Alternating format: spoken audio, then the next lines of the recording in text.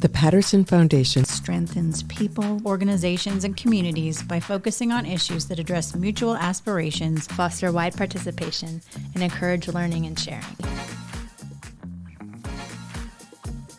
Welcome to Beyond the Blog, a podcast of the Patterson Foundation. Hi, I'm Kiarra Louis, Leadership Support Coordinator with the Patterson Foundation, also known as TPF, and your host today for a special conversation with not just one or two guests, but three. Today, I have the pleasure of having a Beyond the Blog conversation with three committed, brilliant, and studious women who have and continue to leverage TPF's Tuition Fees Reimbursement Program in collaboration with Indiana University Lilly Family School of Philanthropy, also known as LFSOP, through its Advancing Philanthropic Leadership initiative. Recognizing the value of academic and professional educational experience offered by LFSOP, since 2022, TPF has provided opportunities for TPF staff and consultants to enroll in LFSOP graduate and professional development courses and be reimbursed. And there's no better way to dive into a conversation about this program than to ask these extraordinary ladies about it. So with that said, Alicia Exantus, Josephine Eisenberg, and Stacy Sternberg, welcome to the podcast. One of the many things that women have in common is that they are involved in a variety of TPF initiatives, focusing on strengthening people, organizations, and communities in ways that foster widespread participation around shared quality of life aspirations. For example, you may see Alicia hosting community conversations in DeSoto, or hosting Beyond the Blog conversations herself. You might see Josephine at a Fueling Dynamic fundraising listening tour or supporting a Margin Mission Ignition Labanon. And although a lot of the magic she does may be a bit behind the scenes, any social media you see on TPF channels or the Suncoast Learning Day book and many communications assets are all Stacy Sternberg. And I know all of you here today on the screen are talented and busy in your professional lives, but also in your personal lives as a mother, as a wife, as a daughter, or even a sister.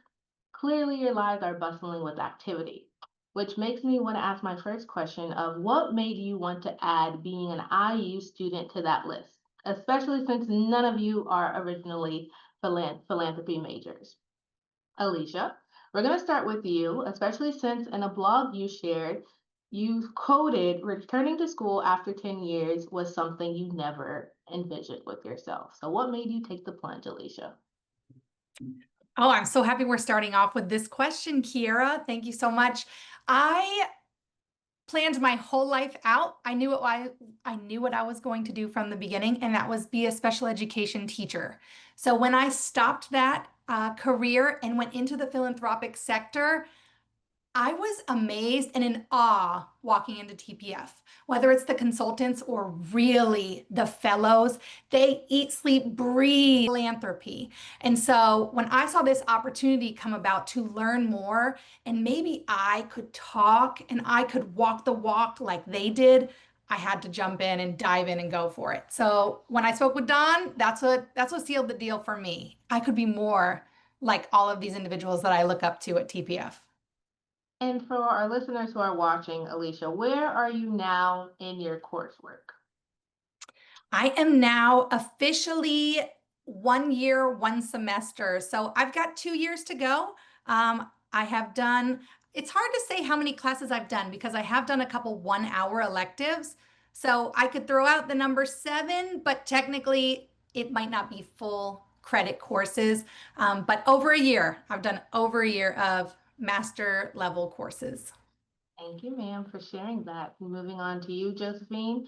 In the fall of 2022, you shared another TPF blog that you began your academic journey with the goal of obtaining an MA in Philanthropic Studies from IU, because earning a master's degree has been a long-held dream of yours. But you already have a BA in psychology and sociology. So what made you jump on this academic opportunity? Wow, that's a good question. So it's been 3 years since I started in the Lilly Family School of Philanthropy graduate program. I have 1 year left. So looking back, first, I just have to say getting my master's has always been a dream of mine because of both my parents and my sister have their masters. And so it sort of feels like a family tradition. And then as a single mom, I want to show my son, who's grown, but I want to show him how important education is and continues to be in our lives, even though it's not like you have to go to college, but that it enhances your life in so many ways. So I wanted to be that role model for him. But also, I've been in the nonprofit world since for a really long time. I won't give years, but but more than 30. And I always felt like, I'm learning on the job, like on the job training, like trial and error and learning by fire. Like you just go and do and learn from your peers. But I always felt like something was missing, or there are just pieces that I just did because that's what I was told to do or saw others doing. But I didn't feel like I had my own impetus behind what I'm doing, right? Like I wasn't able to create and just figure it out for myself. And I knew that this master's degree would give me those pieces of the puzzle that I was missing. Thank you, Josephine, for sharing your why and how you got into this. And Yeah. last but certainly not least, we have Stacy Sternberg, where I learned that part of your desire to be part of the program because you wanted to become a TPF fellow. And so when you heard about this opportunity, you absolutely seized it back in 2022 when the program first originally began. So what makes you see this as a growth opportunity that you couldn't pass up back in 2022? Well, I will say that since Hannah, the very first fellow came on board, I wanted to be a fellow, and like they all do such cool things, and the way that they work in community, and also what they brought from the school, like their learnings. And I had been at TPF, well, I've been there since 2016. So, I mean, I just have a different way of looking at philanthropy because I'm in communications and my background's in art. And so when this opportunity came up, I at that point had the idea that I wanted to bridge like my art background with philanthropy. And so I just felt like it really made sense. Thank you. And where are you in your coursework? I started with Josephine, so I'm 3 years in, and I think well, so we have 4 more classes left, or 12 credits. That's We're exciting. done. Congratulations to you Very both. exciting. One thing to share for our listeners, yes, we have these three different perspectives, three different brilliant women who are Stacey and Josephine are on the similar pace or similar place in their coursework. And then you have Alicia who's in a year end, but I think their experiences, especially if you're someone considering or someone halfway or starting TPF's tuition reimbursement program, you will find something that you can take away by the end of this conversation. The focus of our conversation is going to be explored through one of TPF's 5, and that's going to be closest, connecting, learning, sharing, evolving, and strengthening. So we're going to talk about all three of your different experiences through those different 5. I think one of them is going to be merged, but you could just expect that we're going to be framing it in that way. And so we are going to start with closest, the first C in the acronym. Josephine and Stacy, I know you both had a chance to experience a week of classes in Indianapolis last year, I believe. And it was the first time within your time in the program that you had the opportunity to meet your professors and classmates in person after your fully virtual IU experience up to that point. Josephine, what value did you get from being in person that week? I think for me, the most important part of it being on campus was meeting my classmates and having that time instead of just written discussions through the internet. And it was the time that we could just talk through what we were learning and be in person and have lengthy conversations. I enjoy that in-person classroom style, even having the professor there and he would give a lecture, and then we could raise our hand and ask a question was so much more fulfilling for me than just rereading and rereading it. Seeing the campus, meeting all of our supporters at IU, and just that style of learning felt really good. Thank you, Josephine. But I know you didn't go alone. Stacy Sternberg was there too. I agree with what she said, but I think like just being able to go on an adventure. I know that, well, TPF has that partnership with IU. So they've always come here, through Study Away or through the fellows. And so it was nice to go to their turf and to be actually a student there. So being able to spend time with Kathy Bodicher and Pamela Clark and Josephine and meeting our professor in real life and our classmates and seeing what they're doing around the nation and just learning about their jobs and how they're taking away their studies, I just thought it was interesting. And plus, I was really scared. We went for law, and this class, I was a little bit scared. My background is in art, right? So this was a for reals class, and we just knocked it out of the ballpark, and we learned so much. And even just reviewing for this podcast today, reviewing my classes and looking at the things that we talked about and learned in law, I'm not professing that I'm a lawyer, but I was able to help my friend. You know, she was talking about like charitable deductions, or and just like how donations work. And I don't have all of the answers, but I could point her in a direction. Or another friend who um has she wants to create a trust. So I directed her to the community foundation, and just things that like I learned about by being there in person. Because law was so difficult, I think being there really made it just easier to absorb. Thank you, Stacy, and thank you, Josephine. And while I already have both of you on the floor, so to speak, I would be remiss not to mention the fact that you both had a study abroad experience where you both were in Amsterdam in June. Stacy, this time we're going to start with you. Can you share one or two meaningful or affirming moments from your study abroad experience with IU? So my background picture is Heigl Esselman. I'm butchering his name, but he was the project manager at Uhaha Lift. And so while we were in Germany, this organization works with the school to integrate refugees into the academic sector. So it reminded me in TPF, and that for this assignment, we broke up into government, business, nonprofit, people, and refugees. And so he actually had a participant in the program come to the class, and I was in that person's group. And this kid, he was probably 20 and had been through so much, knew 4 languages, had this like spark in his eyes, was eager to help other people in the program. And just being in a country that is open to immigration, or that is open to helping refugees assimilate, like I thought that was really beautiful and like just different.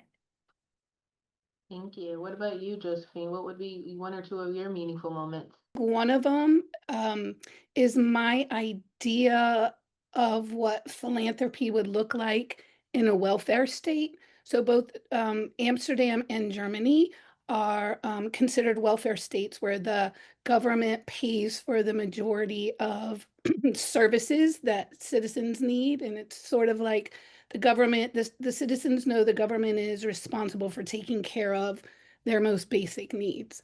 So going into this study abroad course, I just had this perception of people weren't interested in giving back to nonprofits or to services that helped others like they are in the US, because they would be thinking that that they were depending on the government, and the government was supposed to take care of it. So I kept thinking, how does philanthropy work? How do nonprofits get their support if the mentality is the government should take care of it? I'm excited to say that I was completely wrong. Yes, they are a welfare state. Everybody still has that compassion towards helping, right? Like what we learned early on in philanthropy is it really is the love for humankind. It's the love for humanity. And that's sort of the overall definition, that the premise of all that we learned through Lilly Family School is. And it is so true abroad as well, that people are still just as willing to give and wanting to help their neighbor. They know the government is responsible for a lot of it. It doesn't diminish their wanting to help their neighbors. So I was super surprised about that. And then this is probably going to make Stacy laugh, but the second memorable moment was an organization that we visited in Amsterdam called People's Postcode Lottery. And just on the side, I'm manifesting to be more involved with that organization somehow. It was one of those moments, like I couldn't believe that I was standing there hearing everything in person and being a part of it in real life. It was such an amazing experience to hear all that we've learned, all that I know about nonprofit, and the innovative, caring way that this organization does what they do. It still kind of takes my breath away, which is a little nerdy, but it does. So the People's Postcode Lottery is a charity-based lottery, and it raises money through lottery tickets. They offer the money for the folks that win in their postcode. They offer money to nonprofits in that area. And it's like unrestricted long-term grant that those organizations can use any way they want, and it's a long-term thing, and it's a lot of money. So the way they involve it reminded me a little bit of our giving challenge. They involve people as philanthropists, right? Like we do it in the one day of giving, but they do it through postcode lottery. Anyway, it just had so many facets of just everything that I believe in, and I was so excited to be a part of it and hear it. Well, the excitement that you share or exude as you talk about it, and especially your excitement with about being wrong and learning different ways of how another country or welfare state is having how they do philanthropy over there. But Yeah. I understand because she has something to add as well. Yeah, I just, on top of that, like one thing at TPF that we constantly, hear about is don't arrive with the answer. And it's so important. And so one of the opportunities that we had was to work and consult with several organizations. And so in one instance, the welfare state is just a completely different way of living and, cultural values, just different norms. And so we talk about leadership, readiness, willingness, capacity, and culture. And it was really, like you have to stay in alignment. And like I was definitely not in alignment with this organization because, and actually the group was, I mean, we would try to come up with ideas, but just the whole difference of government and the way it was such a learning moment. And just to really try to think outside of the box and just try to come up with a compromise. It was really an interesting challenge, I think. Thank you both for sharing, both the professional growth and the personal growth as well, either in an understanding and mindset. So still in the spirit of connection, but in a different way, we're going to turn to Alicia, who I know recently participated in a weekly book study centered on Robin Wall Kimmmerer's Braiding, Sweetgrass, with a small group of women from LFSOP, and described the experience as transformative. What was meaningful for you about getting the opportunity to gather with this small group of women from LFSOP?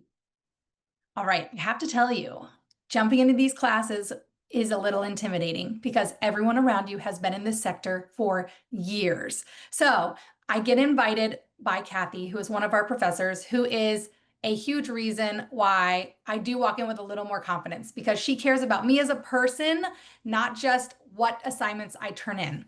That's important because she invited all doctoral students, Kiarra, and then there's me. And so I am intimidated immediately. I walk into this book study, and you read the title right, Braiding Sweetgrass. Come on, we're talking about philanthropy here. Sweetgrass, philanthropy. I'm like, where is this gonna go? It was incredible. It was amazing.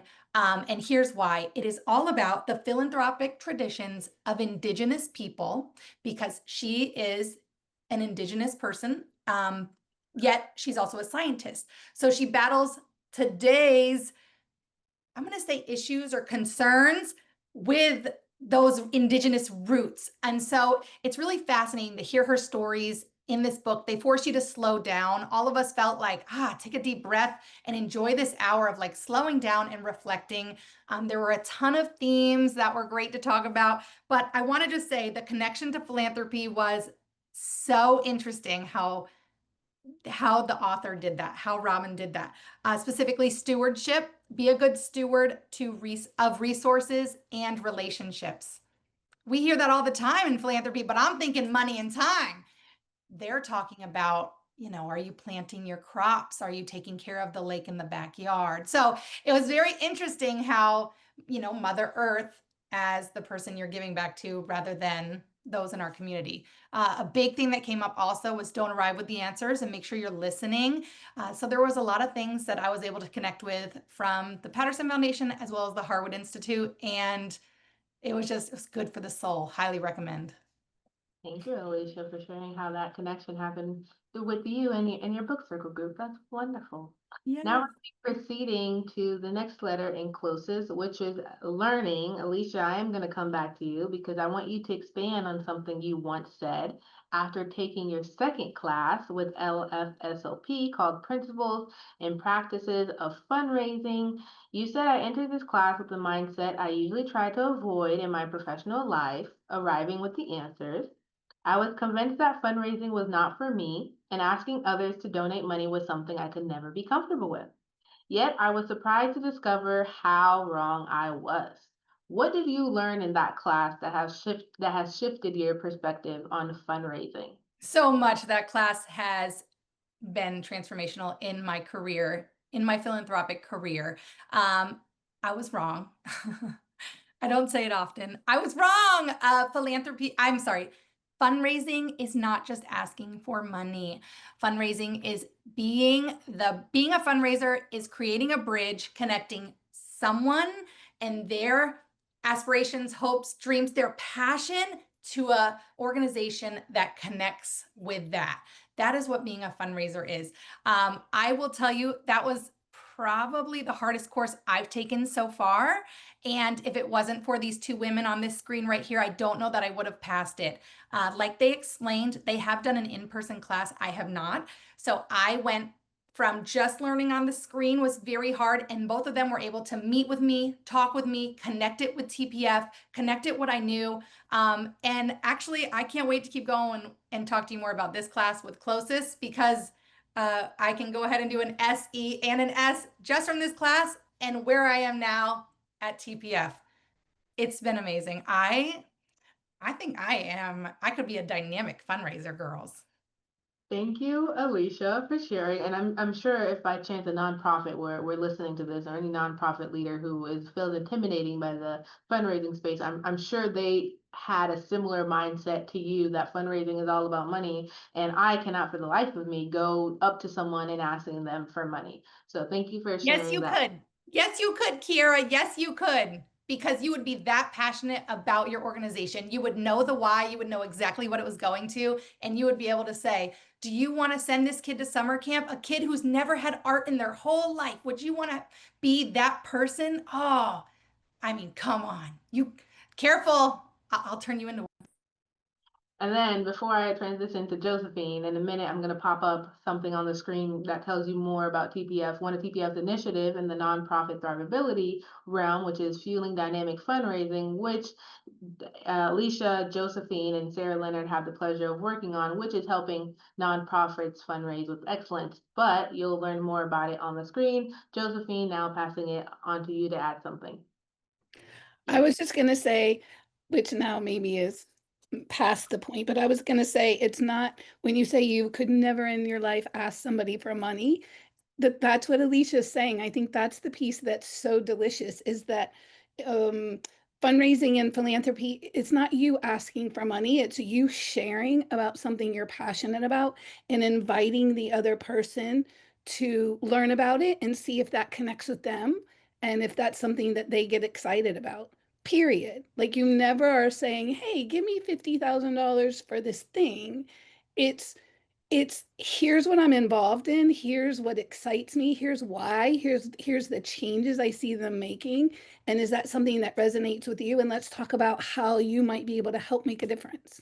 Period. And if that's done in a way that's really genuine and authentic, then the other person will say, I want to help. I have $20,000 that I can give to make this program happen. I have $50. So it's a different mindset that just it really is that love of humanity and just sharing what your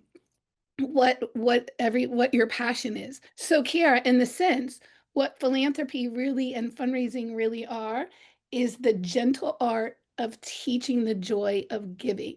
That's all you're doing. You're giving somebody the ability to be joyful in their giving. So don't say that you can't ever raise money. Josephine, for sharing that. And while I already have you, the floor is already yours. I'm going to continue with you because you've taken the Law of Nonprofit Organizations course where you dived into the extensive world of nonprofit law to understand IRS tax codes and nonprofit legal regulations, a course that I think many nonprofit leaders may benefit from taking themselves, because I can imagine it can be overwhelming to navigate that. But what did you learn in that class that is helpful, that has been helpful for you?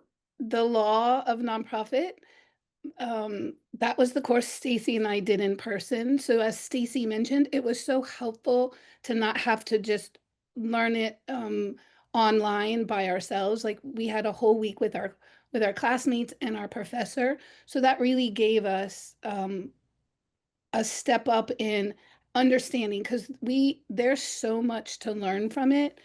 I think the thing that really put it all together for me is for our final paper, we had to do an informal legal audit. So we chose a nonprofit that we were familiar with, or one that would be willing to work with us. And we actually created an informal legal audit, which means we met with the organization and took them through a checklist of local, state, and federal requirements that nonprofits have to meet. And so some of it was made sense to me, just given my time in nonprofits, like having your charitable solicitation, papers through the state, meaning that you can raise money and solicit money. That we talked about board governance, we talked about liquor license, because the one that I was interviewing was the Manatee Performing Arts Center, and they do sell wine and things during intermission. So just even understanding how many regulations they have to go through was mind-blowing for me. It changed it again. All of this for me is enhancing my ability to work with clients and share with colleagues the things that I'm learning. So that was really profound. Like it's made a lasting difference in just how I'm able to help nonprofits and other colleagues. The other thing was there's so many case studies which were difficult at first for me to understand. I just remember sitting there sometimes thinking, I have, and it's legalese. So I was thinking, I have no idea. I literally used to sit in in front of my computer thinking, I don't even know what these 3 sentences mean. Like, it's beyond any intelligent area of my brain. And then the more you read it and the more you got used to what the legal things we were talking about were and how they spoke in the case studies, it began to make sense. And then once it made sense, it was incredible to see how it all piles on each other. Like if something's happening now, you can go back to this case study that a nonprofit did or didn't do this, or said or didn't say this. But one of my favorite pieces we learned was about the Barnes Foundation, and it's longer than we have for the podcast. The case around the Barnes Foundation was that they were too descriptive in their bylaws and the way they set up their articles of incorporation for this museum. And because they were so specific, it's a longer story, but the case study around it is that eventually people mishandled their trust that the founder had, and changed the whole way that the museum was meant to be after the founder passed away.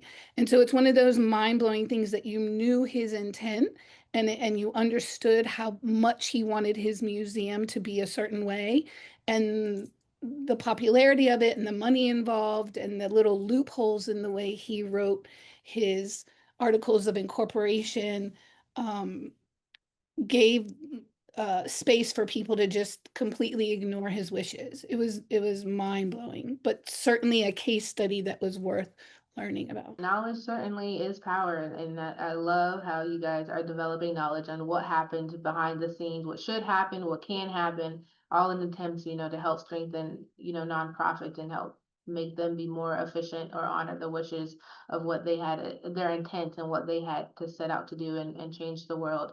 Stacy, continuing on with you, you began your LFSOP working towards a graduate certificate in philanthropic studies after being out of academia for 16 years.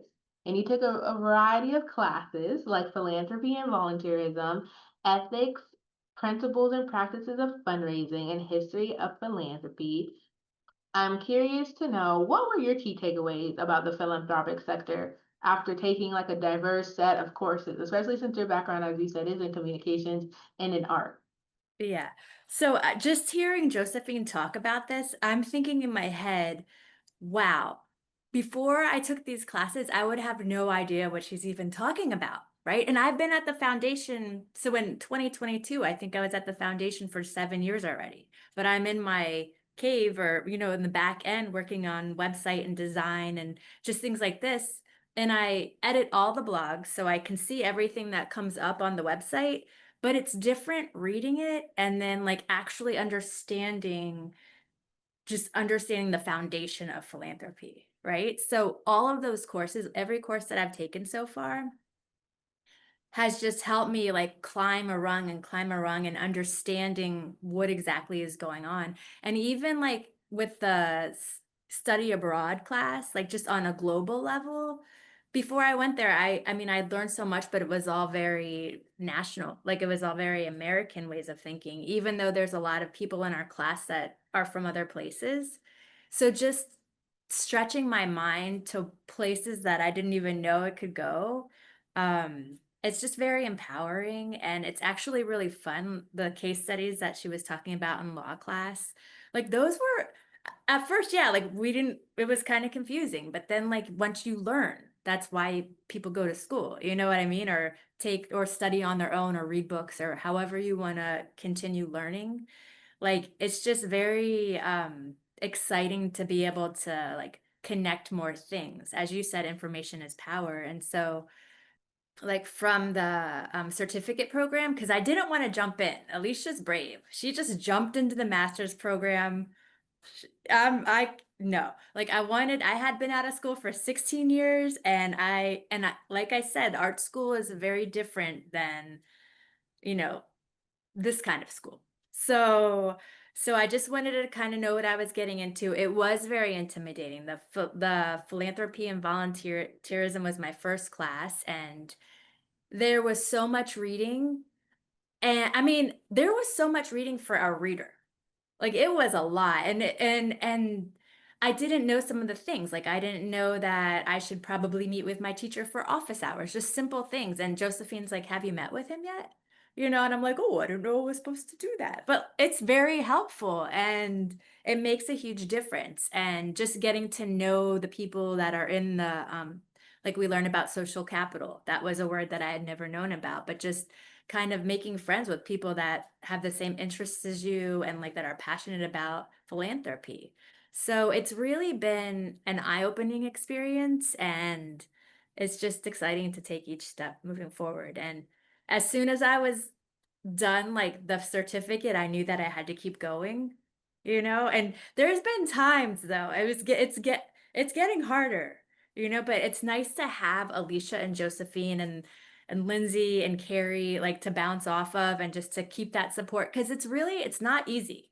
Like it's fun and learning is fun and information is power, but it is hard and it's time consuming, but it's so worth it. I do appreciate how all of you are experiencing the same program, but in different ways, which I feel like is very exciting. But also, I think as people are hearing this, who may be in the early stages of the program who may be considering taking advantage of TPF Tuition Reimbursement Program. I like how all of you are coming at it at different ways and going at your own pace. And I think it'll be very helpful for those who are watching this. Like, oh, do I have to read, or do I have to come in already having knowledge? Do I need to jump in, or can I just kind of get my feet wet? So I love these different perspectives, and I am going to circle to you, Josephine, real quick. I just wanted to add to what Stacy said is early on, like she said, it was a lot. It was a lot of reading. It was intimidating just to be back in school, but it was hard to be online and not have the teacher to ask questions kind of thing. But a friend of mine said to me early on that, um, like stress, oh, I have to study, I have to read, plus work. And I was just doing my stress ball thing. And she said to me, if you just separate it from the have-tos and know that this is how you've chosen what to do with your free time for a while, like it's your little secret self-help, like Josephine time. Like it's time where I can just block out the world and spend doing something that's for me and that I know is going to make a difference in myself and in the community, and that it was special alone time with myself. It made all the difference in the world. Like it changed my whole perspective on how to do it and why I was doing it instead of this different, overwhelming kind of thing. And then I also have to say again, like Alicia said, both Alicia and Stacy have helped so much. Like, so I think that camaraderie between the TPFers that are taking the courses is so important, because there was definitely some tears in there somewhere of just overwhelm and insecurity, and that I might not continue. And then Stacy had to talk me off the ledge, and Alicia always just telling me you can do it, like, just go slow, like you got this. Just all of that has made such a difference. So thank you for sharing that. TPF is all about strengthening people, organizations, and communities, but I think sometimes for us working within TPF, we can forget that we are part of the people equation as well. So this is just a wonderful example of how, you all three of you are taking advantage of an opportunity TPF has made available to allow it to strengthen you and learning new skills, new mindset that's only going to further the impact that you're having within TPF and even beyond. Stacy, one last comment before we continue. I wanted to add that TPF also is very supportive. Like the leadership is extremely supportive. I've had interviews with Michael Corley, with Deborah. Deborah's set me up with the Community Foundation so I could do my audit with Betsy. And so it's just a ton of support when you decide to take this on. There are challenges, but you are not without the support and the resources to continue to be successful as you undertake this endeavor. I'm going to share a quote that Deborah had shared with you, Stacy, when you were starting earlier on, which is that foundations are just a freckle on the face of philanthropy. I don't fully understand what that means, but when I heard that, what I understood is there's so much more to philanthropy than what we may think it is, or more than what we are familiar with it being. So for those who are like, I've been doing this for years, I know everything that there is to philanthropy. Know that there is so much more to learn, as these wonderful ladies are learning.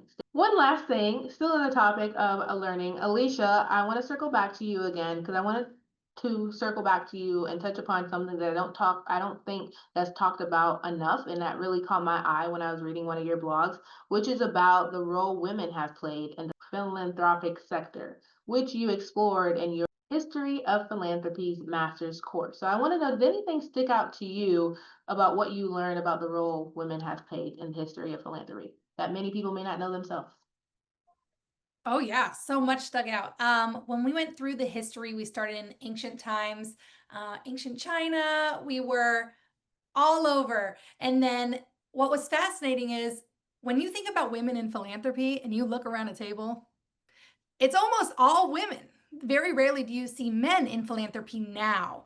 So my mind was blown to think, oh my gosh, back then there were laws and there were roles in place where women were not in philanthropy. But there was a big thing that happened when immigrants came over to America.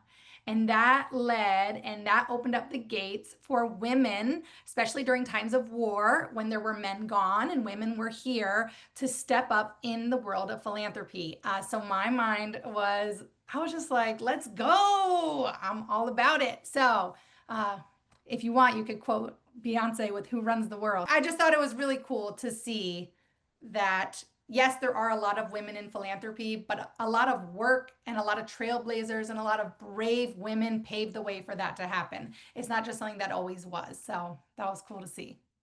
Thank you for sharing that, Alicia. Now, in the spirit of sharing our cookies and also moving on to the S of closest, when we talk about sharing our cookies, we're really referring to sharing information, knowledge, skills, and expertise.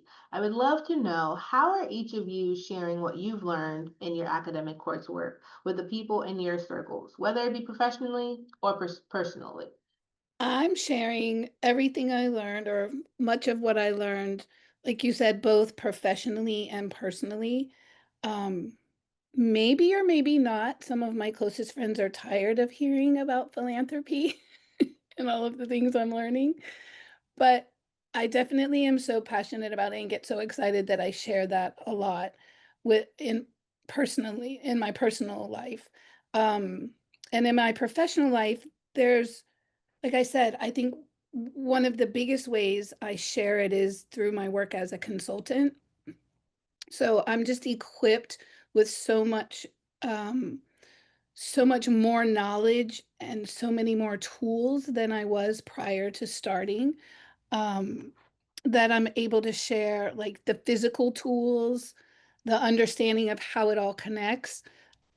Something as simple as donor stewardship. And like we were talking prior about the joy of giving and the love of humanity. And, I understood those kind of things about stewarding a donor, but understanding the importance of building the relationship on a different level than just a transactional relationship. I'm able to talk my clients through that and just give them, better examples and feedback on how they're working through their organizations. Certainly the tools like that informal audit checklist. I've shared that with several of my clients, like the list of things that they should be checking for. Books that we've read, some of the handbooks that we receive that I share that are just fabulous tools. You, and I know that's what TPF wants. We definitely want to continue sharing our cookies far and wide. Alicia, going up to you. All right, I'm going to go back to that fundraising course that I took.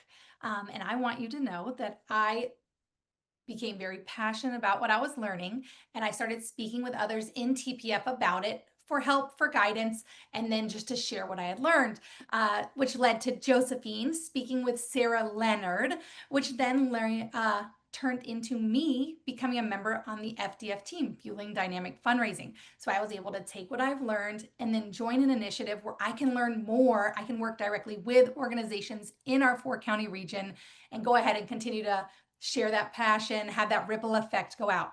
But I want you to know, I've got a story for you. After I took that fundraising course, I went to the Sailor Circus. It was during the summer, so I have 2 children. I'm trying to do my online course. They're home for summer. Things are crazy. And my mom, who's also a big support, as well as my husband, said, let's go to the circus with the kids so they can get out. They're home. I'm on the computer. We go to the circus and they do a 50-50 raffle. Boom. Here I am with my fundraising brain. I'm like, what a great idea. Hopefully the person that wins is going to say, give it back to the kids. So they give this whole speech about how it's for the children. And I buy our tickets and I tell my oldest daughter, Tatum, we're going to win. And when we win this raffle, we're going to give it back to the kids because we're philanthropists. So we're going to give back. How cool is that? I mean, there are so many people in this building. We won. We won. And my child, who was 6 years old at the time, was able to get on the microphone and say, and we're giving it back to you. So it was really cool. Full circle moment. It's all about sharing with everyone, but I've got 4 beautiful brown eyes looking up to me, seeing what I'm doing, and I hope there'll be future philanthropists that will change the world. I love that. I love that already at that age, they're already learning, understanding that anyone could be a philanthropist, and philanthropy can start at any age, really. Thank you Yes. for sharing and for modeling that, Alicia. That sounds really exciting. So as kind of a transition into like our final element of closest, I'm gonna do a shameless plug here, but I promise it's still related, and it's actually related to something that Josephine had said in a past blog. So in the fall of 2024, Josephine took her 7th graduate course on grant making and the role of foundation, which explored questions about how foundations affect social movements and public agendas and their unique important role in society. And she had to write a term paper on an organization that challenges traditional philanthropy. And she wrote about TPF's innovative initiatives, sharing that it's more participatory and talking about TPS participatory and trust-based philanthropy model, its emphasis on collaboration and authentic engagement to foster mutual respect and community-driven change. And I think an excellent way listeners can see what Josephine was talking about is with an upcoming endeavor that TPF has, which you can read more about on the screen, which is TPF's newest engagement opportunity, which are the new Civic Path book circles. These book circles are coming to Charlotte, DeSoto, Manatee, and Sarasota counties to build a sense of community, foster positive relationships, discover shared aspirations, and embrace possibilities for our collective future. That's not something you traditionally see a funder do. And as someone I think that has the most extensive maybe connections or experience in the philanthropic sector, Josephine, am I correct in saying that that's not something you would typically see a funder do, facilitate a series of book circles in our 4-county region? 100%. You're correct in saying that, right? And it's the like you said, it's the trust-based participatory philanthropy model is giving back to the community without expecting, not giving a grant to better the community and expecting a final grant report or that they spend it a certain way is the way the Patterson Foundation consistently does the work that they do. And one of those examples is the book circle is finding the places in the community that people aren't doing or that will enhance the community and use the funds for those reasons. And that really does not happen often. Thank you, Josephine, for your insights. Now back to our conversation focused on closest. We're going to combine evolving and strengthening together. We're going to take a bit of a two-pronged approach because I really want to know, now we're going to hone in more on each of you as individuals. I'm wanting to know, how has your academic journey at IU helped you evolve personally, either in mindset and capabilities and doing something you thought that you would never be able to do? And to start us off, I'm going to start with Stacy. Okay, so one would be, I mentioned before that I have a background in art. And so I put art down for a while. I mean, I use it a lot, like for TPF being creative, for like visuals and stuff, but really making art and creating art, I took a break because I was at a point where I felt like what's the point?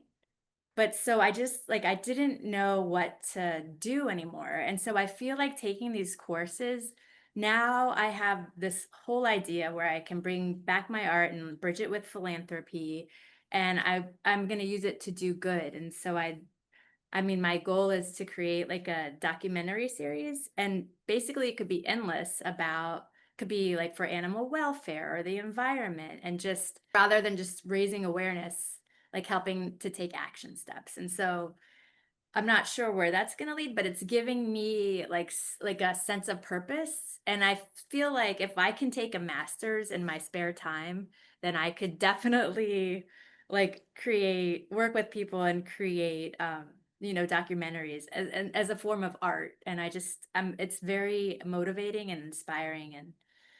And I will also say I'm giving two. The other one is that it's really given me a lot of self-confidence. I was it's helped me grow as a person and just know that I can accomplish things that are hard, and I can have the courage to do things that are scary, and that there's always going to be people in my corner. And it's been such a great experience.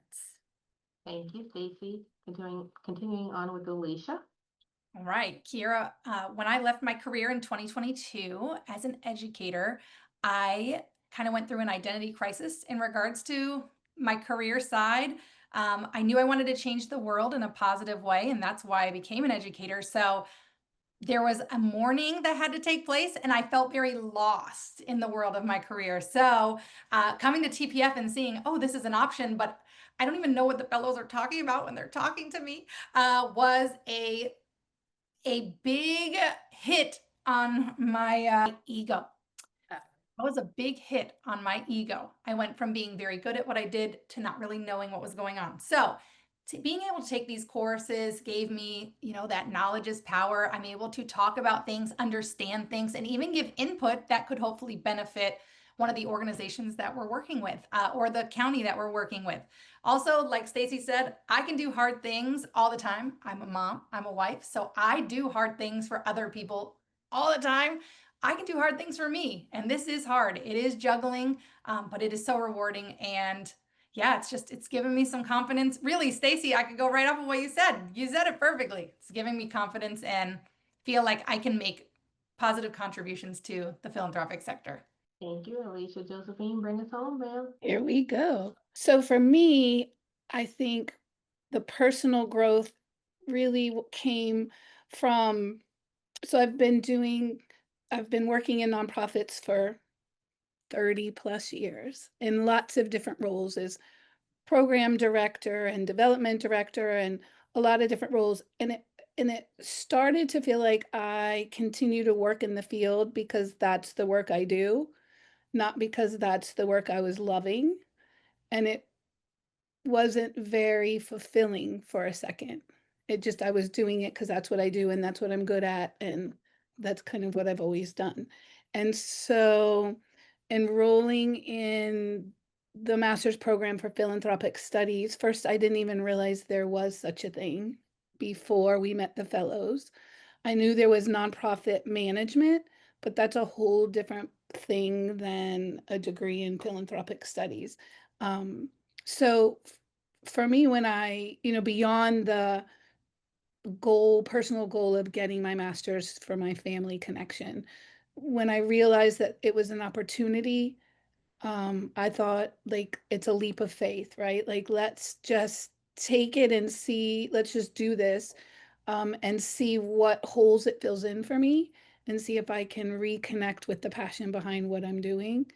So I have to say, like, no tears on a podcast, but 150,000 trillion gazillion times has helped me refocus and find the pieces of it that I'm very passionate about. All of it I am, but there's certain pieces that just excite me and the innovative way and the global context of things. And so I would have never had the opportunity to find that without the Patterson Foundation and Lilly Family School of Philanthropy. So it's been life-changing, seriously. And the other piece is Stacy and I know best the behind the scenes, how we support each other. But I've been out of school for so long, and the rest of my family received their upper level degrees. And I just didn't know if I could, right? Like I didn't remember the intellectual Josephine any longer because we're in the workplace, and not that we don't have educated conversations, but it's at a different level. But really diving into the difficulty of some of the things that we're reading and trying to understand. And certainly for me, the final exams, the 10-page papers, essays and thesis papers was challenging. And now when I get that, for me, like now, and especially for our study abroad course, we saw there's a 6 to 10 page paper due as our final exam.